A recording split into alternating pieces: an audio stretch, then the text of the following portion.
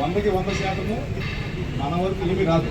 But in case వస్తే ఏం చేయాలి తెలిసేవారికన్నా?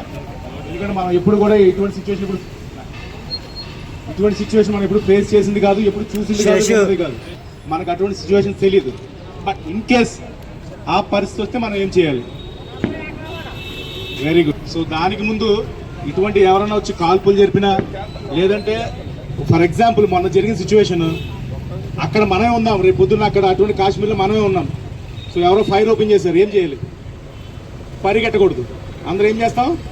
పరిగెడితే షూట్ చేసేవాడు పరిగెడితే మనకి ఎంత పొడుగు బాడీ మొత్తం దొరుకుతాడు కాల్చడానికి.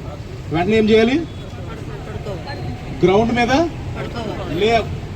ఇలా వెలగలా పడుకొని భయం వేస్తే ఏం చేయాలి? దొర్లుకుంటూ వెళ్ళాలి. బట్ లేచి పరిగెట్టకూడదు. ఓకేనా? లేదంటే మన పోలీసులో చెప్తారు క్రాలింగ్ చూస్తారు కదా, మా చేతిలో వెళ్ళడం అదంతా ఇబ్బంది. కానీ మనకి ఈజీగా పోయేది ఏంటది? దొల్లుకుంటూ వెళ్ళిపోవడమే. ఓకేనా? 1, 2 ఒకవేళ ఇటువంటి సిచ్యువేషన్స్ ఏమైనా వచ్చినప్పుడు బాంబు పడితే మనిషి ఎందుకు చచ్చిపోతారు ఫస్ట్ తెలుసుకోవాలి, అంతే కదా? ఎందుకు చనిపోతారు?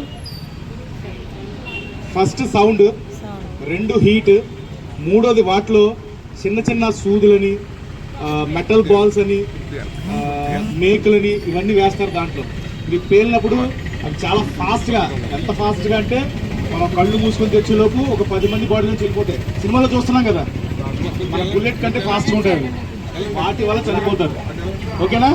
సో వాటిని మనం అవాయిడ్ చేయాలంటే ఏం చేయాలని చేసేది వాళ్ళ ఎక్సర్సైజ్. ఓకేనా? సో ఈ మాక్ డ్రిల్కి ఇచ్చేసిన